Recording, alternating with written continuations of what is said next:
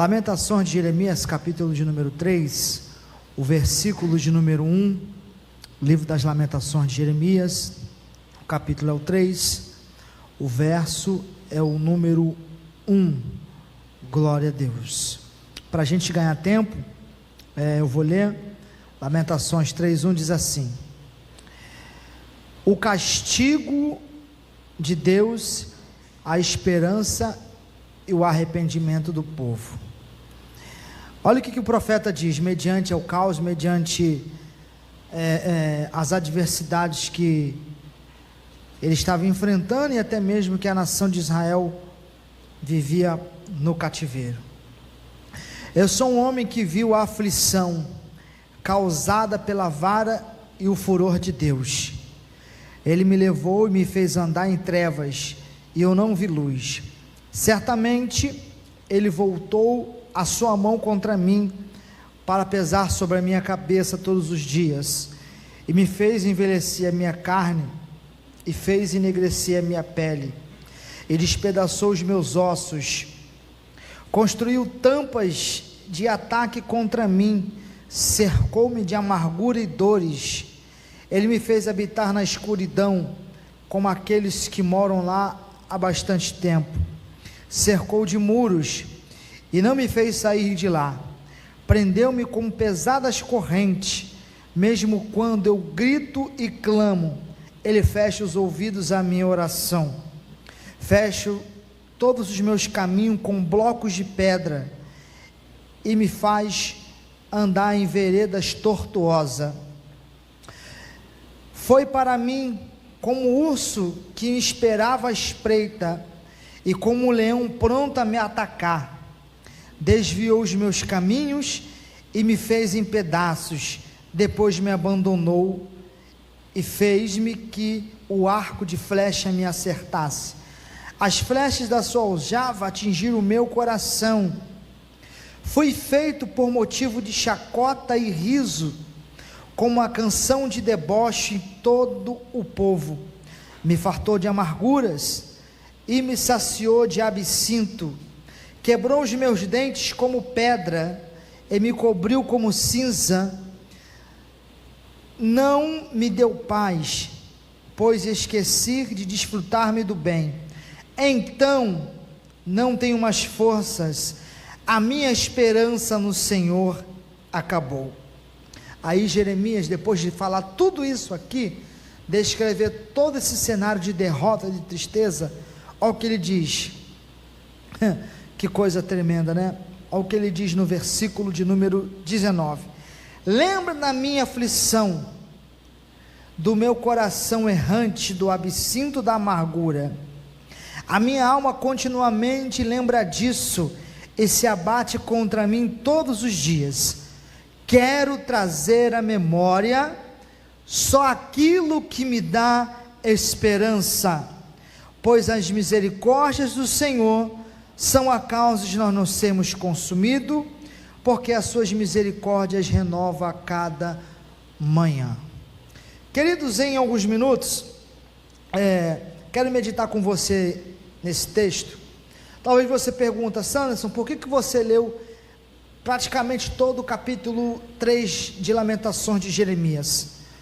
Não poderia ler um versículo isolado, para que a gente não pudesse entender o que está aqui por trás desse contexto? O livro do profeta Jeremias, na verdade, é um livro que ele não conta a sua biografia, ele não conta nem mesmo os atos proféticos, as suas profecias liberadas para Israel. Ele conta aqui todas as suas tristezas, amarguras, todas as suas lamúrias diante de Deus, porque aqui Jeremias ele já escreve Lamentações simplesmente com esse sentido, com esse objetivo, de para quê? De lembrar de todo o choro, toda a tristeza que ele passou nos 40 anos de ministério profético que ele obteve, nos 40 anos de profecia que ele liberou sobre a casa de Judá, sobre Israel, que até então duvidava muitas vezes, ou quase que sempre, das suas palavras, das suas profecias. Jeremias, ele foi um profeta que ele foi levantado nos últimos 5 reinados da casa de Judá. Por quê? Deus queria trazer um arrependimento à nação, Deus queria trazer um arrependimento ao povo, para que o povo ficasse ciente de que Deus o amava, de que Deus ia restaurar a terra, iria perdoar os seus pecados. Porém, Deus queria que o povo se arrependesse, para que o juízo de Deus não viesse sobre esta nação. Então, é um profeta que profetiza antes do cativeiro babilônico, o último profeta que profetiza antes do massacre, antes do exílio, antes da invasão do cativeiro babilônico. Veja bem, 40 anos profetizando isso, 40 anos trazendo, quem sabe, uma palavra dura, pesada, para que o povo viesse a se arrepender, para que o povo viesse buscar Deus de verdade, e todas as suas profecias, as suas palavras, os seus oráculos proféticos, os seus conselhos, nenhum desses o povo deu ouvido, nenhum desses o povo deu atenção. Por diversas vezes você vai ver, o povo chama profeta Jeremias de mentiroso, profeta de Araque, que as suas profecias não iam se cumprir.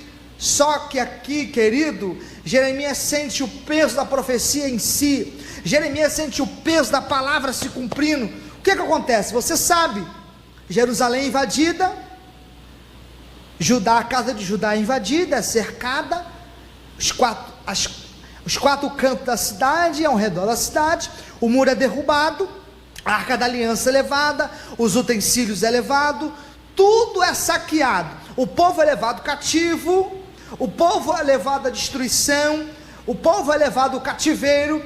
Aí o que Jeremias vê? Testemunha ocular disso, testemunha ocular, que vê toda essa desgraça, que vê todo esse conflito, que vê toda essa invasão, que o povo sofre, que o povo lamenta. Só que agora é tarde demais, querido. Jeremias cumpre a palavra profética que o Senhor deu para ele. No seu livro ele conta a sua biografia, a sua história. No seu livro ele conta o que sucedeu durante os 40 anos de ministério.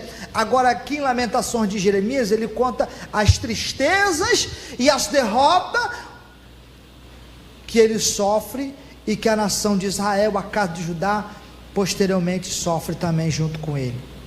Ele começa o capítulo 3 dizendo assim: olha, eu sou um homem que viu a aflição do meu povo, eu sou um homem que provou do furor e do peso da vara de Deus, eu sou um homem que viu, que contemplou tudo isso, porque quando eu contemplei a invasão, quando eu contemplei o choro, Jerusalém, Judá destruído, quando eu fui testemunho ocular disso, me lamentei, chorei. É como se eu tivesse andado em trevas, é como se eu tivesse cego, é como se eu tivesse sem nenhuma perspectiva de vida, de esperança. Quando eu vi tudo isso, a minha pele enegreceu, a minha carne envelheceu, os meus ossos se despedaçaram. O versículo de número 6, ele continua dizendo: quando tudo isso aconteceu, parece-me que eu estava caminhando por uma estrada, rumo à esperança que o povo ia se arrepender, rumo à visão profética que Deus ia restaurar a nação, que Deus ia mover o sobrenatural, que o povo ia se voltar para Deus. Mas o que acontece? Quando eu vi tudo isso, é como se fosse pedras que cercassem o meu caminho, como se fossem ruas que encurtasse, onde eu não poderia transpassar de um lado para o outro, onde eu não teria esperança e nem mesmo teria solução. E eu me entristeci e chorei. O Senhor me cercou de muros intransponíveis. O Senhor fechou todos os meus caminhos e me fez andar em veredas tortuosas.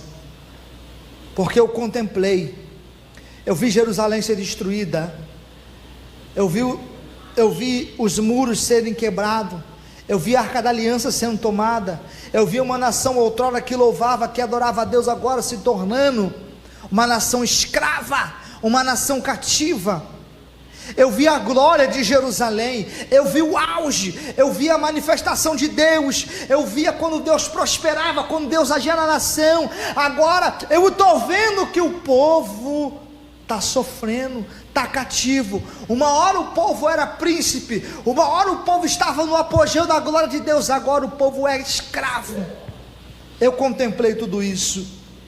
Versículo de número 13. E quando eu contemplei tudo isso, parece que foram flechas que me acertaram no meu peito, parece que foram dardos inflamados que atingiram diante de mim.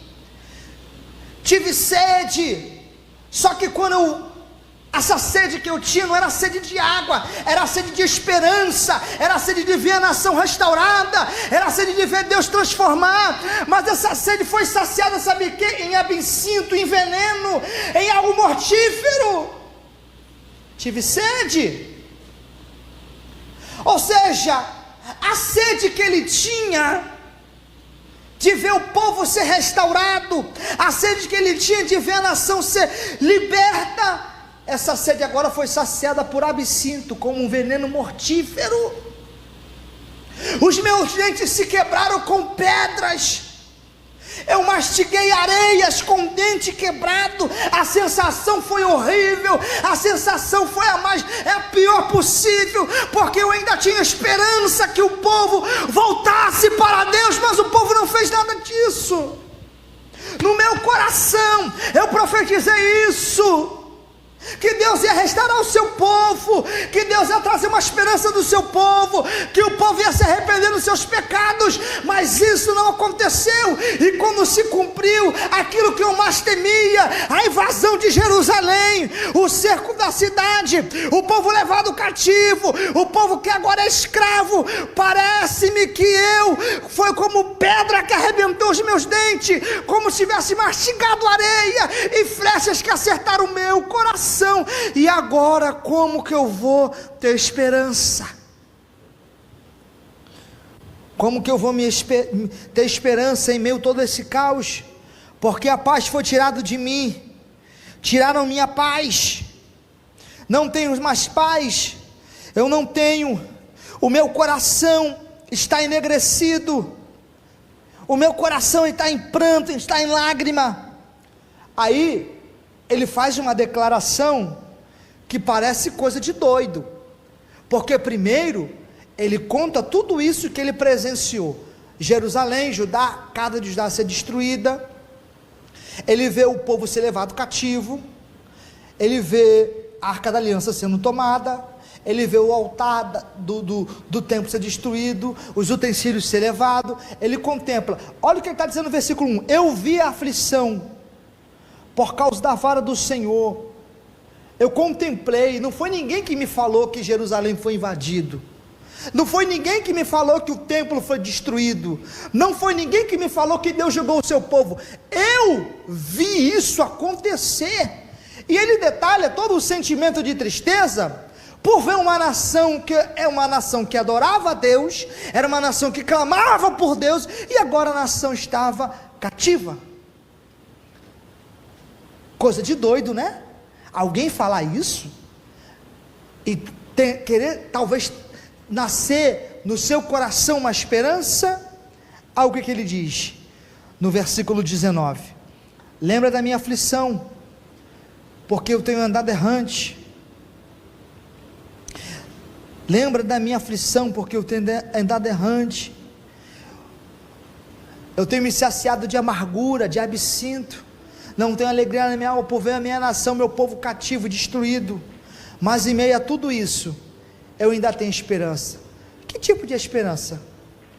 Que esse homem vai ter mediante a aflição do seu povo. Que tipo de esperança que esse homem vai ter mediante ver o povo cativo agora, e ele sentir na pele a dor, sentir na pele o sofrimento da sua nação? Aí ele diz no versículo de número 21: quero trazer à memória só aquilo que me traz esperança. Oh, aleluia. Mas alguém diz: Jeremias, tu acabou de falar Tu acabou de dizer que o Senhor te colocou em trevas, que o Senhor te castigou, que o Senhor permitiu que a nação fosse subjugada. Você acabou de dizer que contemplou a aflição do povo. Você acabou de dizer que essas aflições que o povo passou, que você passou como se fosse flecha, acertando o teu coração. Tu acabou de dizer que os seus dentes foram quebrados como pedras. Você acabou de dizer que você comeu areia, mastigou areia com dentes quebrado. Você acabou de dizer que quando você tinha sede de justiça, uma esperança, sede de um avivamento, de um arrependimento, essa sede foi saciada por absinto. Você disse tudo isso, e agora você vem dizer que quer trazer à memória aquilo que te dá esperança. Você é maluco, Jeremias, você é louco. Não sou louco não. Sabe por quê? Sabe por que eu quero trazer à memória? Sabe por que eu quero lembrar só das coisas boas? Sabe por que eu quero trazer o meu coração da esperança? Por quê? Diga aí, Jeremias. Porque as misericórdias do Senhor é as causas de nós não sermos consumidos. Eu quero trazer a esperança porque eu tenho certeza que a misericórdia do Senhor vai me alcançar. Eu quero trazer a esperança, que eu tenho a certeza que mesmo Judá preso, mesmo Judá, Israel cativo, mesmo o povo como escravo, eu tenho a convicção que Deus vai alcançar a minha nação com a misericórdia, porque as suas misericórdias renovam a cada manhã e elas não têm fim. É isso. As misericórdias não têm fim. Eu fiz isso aqui, essa introdução toda, para te explicar o que estamos vivendo, o momento profético que estamos vivendo na nossa nação é essa aqui. É o que realmente Jeremias viveu no passado, é o que nós estamos vivendo hoje. A nação chora, a nação clama, a nação vai em busca da ciência, desespero. Você sabe o que está acontecendo? O caos instalado por uma pandemia, por uma doença universal que tinha atingido milhões de pessoas e tem matado centenas de milhares de pessoas ao redor do mundo, e chega até o Brasil, e o povo clama, o povo chora, o povo pede, o povo busca tanto a invenção, o recurso da ciência, como recurso do céu. Mas eu quero te dizer, quando o recurso da terra falha, o recurso do céu entra em ação para a glória de Deus. O recurso da terra pode falhar, as invenções, as pesquisas da ciência podem falhar, mas nós temos um Deus que traz à nossa memória o que nos dá esperança. E o que te dá esperança? O que me dá esperança? É as misericórdias do Senhor. Ei, deixa eu te dizer uma coisa.